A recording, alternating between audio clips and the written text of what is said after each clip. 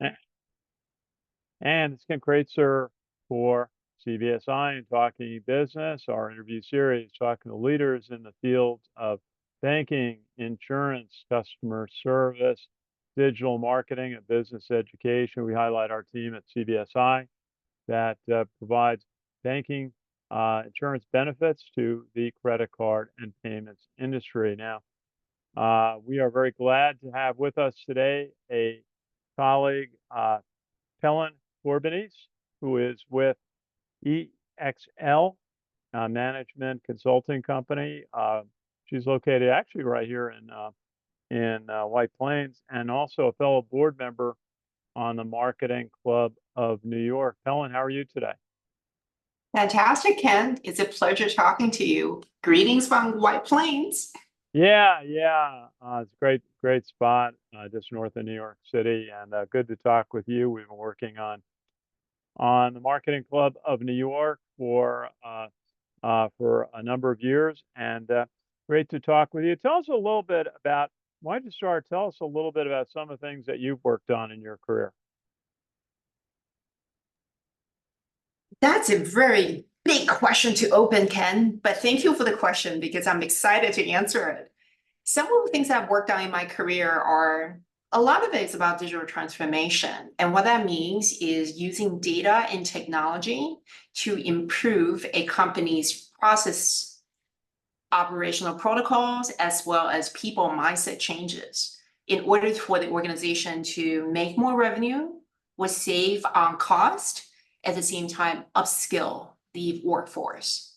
And it's terribly important nowadays because we're in the fourth industrial revolution right now, where AI is in our everyday life and data is being generated everywhere. If you remember when Amazon started coming onto the scene, where we were like, what is this company?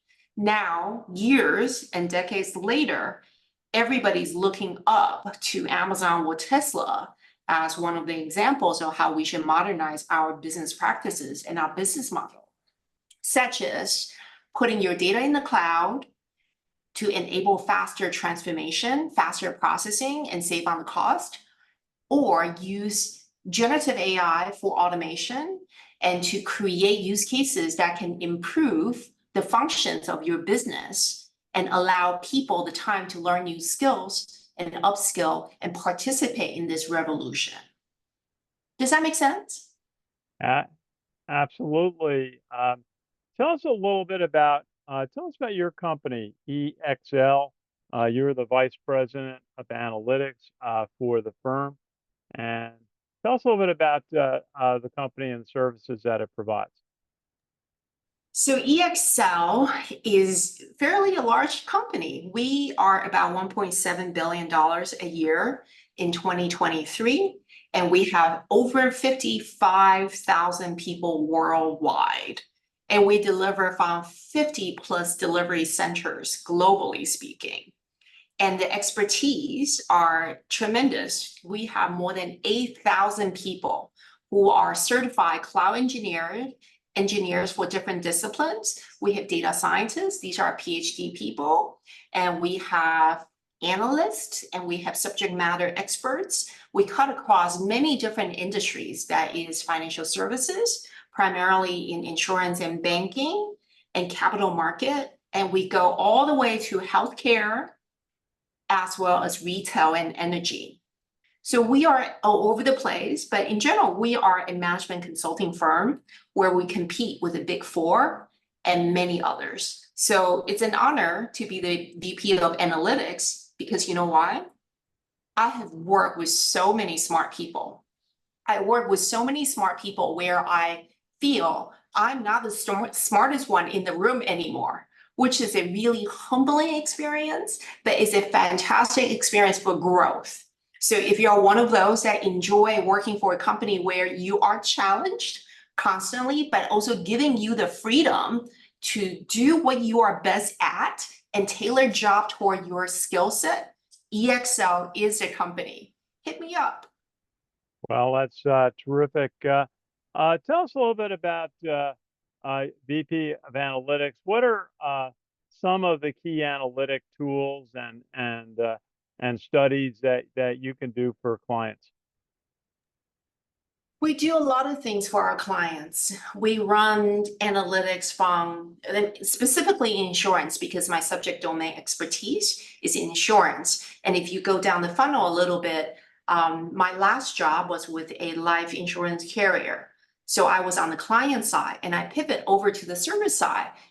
And the reason being that when I saw this revolution coming, when I saw the type of skills that would be needed, I know insurance carriers are going to look for service providers, professional services firms like EXL for years to come. Because there's no way you can upskill your workforce so fast that will be updated with generative AI skill set. So some of the projects that you're talking about could be doing claims analysis to understand to predict who are likely to produce and file a claim. So then we can triage that problem in advance for the company. So that you can do customer management or you can do preventative measures. So that's one. And the second one is on the distribution side. So as an example, if you understand your data holistically, you understand your customers holistically, you will be able to string together what is the best next action for this customer, right? As a company, very often we want to sell. We want to provide a service. We want to service our customers. But at the same time, we may not know what is the most appropriate next best action to take. It could be don't sell to the customer anymore. The customer is pretty much tapped out in your product set.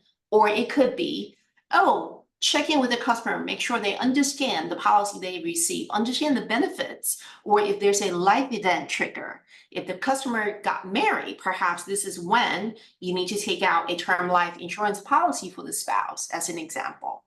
So we can do analytics to create these best next action and be automated by technology so that you don't have to have a point in time analysis. It could be ongoing real-time recommendations that can be fed to whoever is talking to the consumer. So that's pretty powerful, don't you think? Absolutely. I like your point, best next action.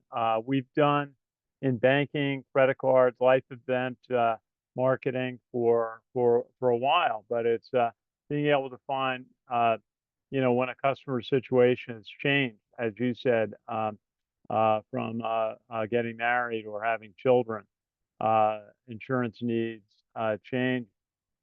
There's been an effort we've worked on with insurance and also banking after really started during COVID was really to try to automate the process so that more could be done online, more of the policy promotion and purchase could be done online. Do you see generative AI helping that activity in banking and insurance? Absolutely. And the good thing about generative AI is that it has only been on the scene for about 18 months, right? So during these 18 months, things have changed, have moved a lot. Started from ChatGPT 3.5 with 3.0, now all the way up to 4 and more. And many more companies are coming up with their own version of generative AI. So what does this mean? This actually means we all get to learn while this technology is improving itself. It's not about what you know, it's about your willingness to learn. Because you can learn, and this all you need to do is you Google, well, you ask ChatGPT some of these questions, right? And you see what you get and use your knowledge, talk to different people, participate in different courses to kind of understand the ins and outs of generative AI. I think the future is already here. It may sound like a science fiction movie. It kind of is. But human needs to be in the loop in order to make sure the AI does not hallucinate. AI is pulling the right data and that we are controlling, governing our data privacy, security, and also learn how to write prompts so we can have the right request and get the right answers back. And that's a layer of human interaction and thoughtfulness that no machine can replace. So I think it's going to change our world. It already is. It's just a matter of what industry, how fast, and where. Certainly, certainly ChatGPT was highlighted on the 60 Minutes episode about a year and a half ago, and they mentioned the concern about hallucinations where totally wrong answers are generated. Is that issue been to some extent addressed, or is that a constant um, need to follow what the machine, ChatGPT, the AI is producing? Is the hallucination factor ever going to go away? Well, I would tell you that there are probably much better people that can answer this question for Okay. you, but I'm Okay. going to give you my 2 cents since Okay. I Go do ahead. have the quantitative background and technology background. It's never going to go away. And let's hope that it's not going to go away as well. Here's why, Ken.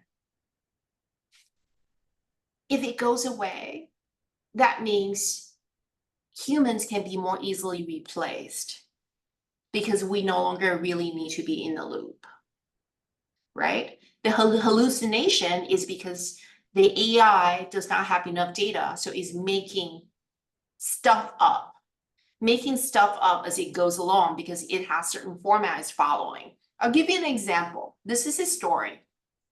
So I use one of the note taker, and I won't tell you which company, but I call him Fred. So I use this note taker to document the meeting. And sometimes I send this AI assistant of mine into meetings that I am double booked. So he takes notes for me and I can review it later. I can watch the video and I can read the summary or even the transcript. And amazingly, my friend Fred, the AI, would tell me whether that conversation the tone of that conversation is neutral, positive, or negative, and what percentage of time are the conversation negative. So it helps me be a better person. So I love that. I have no problem with that aspect of AI. However, Fred recently hallucinated because I invited him to one of the meetings and I realized that was a wrong meeting. So I jumped off immediately. So Fred, the meeting title was something about DEI. So that's diversity, equity, and inclusion. I was discussing diversity, equity, and inclusion with a colleague. And Fred, my AI friend, made up a whole bunch of things about what was actually discussed. Amazing, Wow. right? In that summary, just from the fact that there are a few people in the meeting and there's a title, it made up a meeting summary.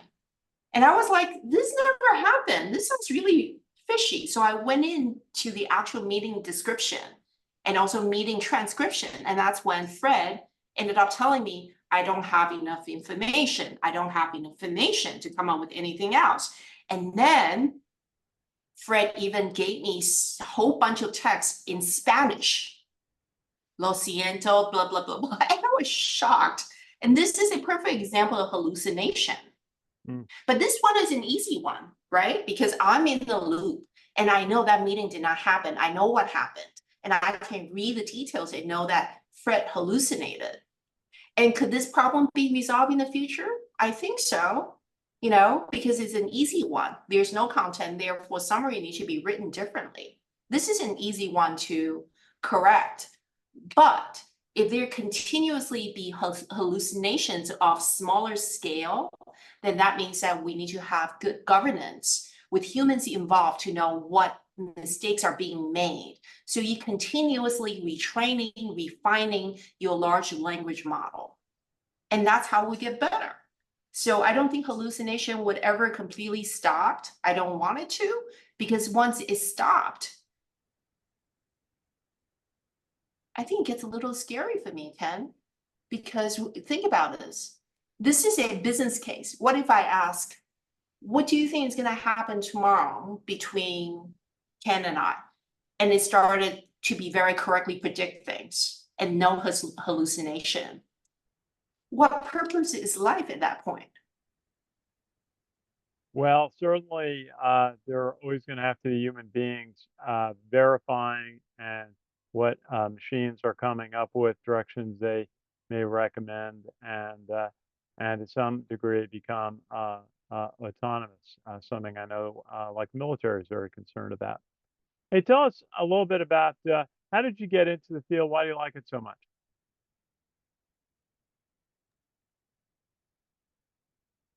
I think it was because I was always a very left brain. I think it's left brain, right? For analytics. So I was always very left brain. And oh, by the way, I should tell you, I started as a violinist when I came to Violinist. this country. So it was Okay. completely on the creative side. And then I realized, oh my God, music actually requires perfection. And I'm not a perfect person or a perfect violinist. So I became an economist. So that trained the other side of my brain to be very analytical, very quantitative. And I truly enjoy it because there's a lot of black and white and patterns and analysis. So although it's black and white data wise, but you can give it the interpretation that feels gray and that feels more like storytelling, kind of like our conversation. There's a nuance and there's climax and there's a mic drop at the end, I hope. Okay. Okay. So because of that, I went into analytics. And from that point on, I felt that was kind of one of my superpowers. Until I grow older and more mature, I realized I need to bring that all the way back to be more well-rounded as a person. And I found AI to be able to help me with that because it reminds me of words I use in meetings. If I speak too many negative words, it gets picked up. So it makes me a better person. And that's kind of why I want to continue to explore this field. My goal is to be as best as I can as a person that will contribute positively to other people and to this world. Okay, and so good to talk with Peilin Corbanese, who's a vice president analytics at EXL and also a board member of the Marketing Club of New York, a nearly 100-year-old trade organization in New York. And Peilin was also a 2023 Silver Apple honoree of the organization, a very coveted and prestigious title and award to receive. Uh, Pellet, do you have a final thought about the services that you provide your clients with at EXL?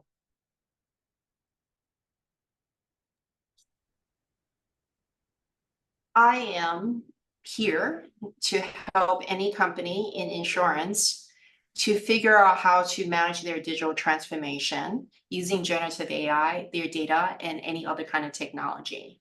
I am a change maker. I love helping people grow. I love helping organizations change. So I would ask all your listeners to think about what they would like to do in their one wild and precious life. Because once you know what your goals are, what your mission is in life, you can bring that to your organization and really contribute greatly. And I'm here to assist you with your journey. Please contact me. Absolutely. We'll have contact information in the caption. And Pelin Corbin, it's great to talk with you. It's great to work with you on the board of the Marketing Club of New York. And as we noted, you're the Vice President Analytics at EXL and based here in the New York area. Great to talk with you today. Thank you so much, Ken, for your time today and happy White Plains sunny day. It is a sunny day in White Plains, a great place to be. And thank you, Pelin, for joining us. It's Ken Kraetzer for CBSI Talking Business. And again, all the highlight work of our team. We're based in Harrison, New York. We provide insurance-backed benefits to the payment and credit card industry. So great, and thanks for watching our podcast today.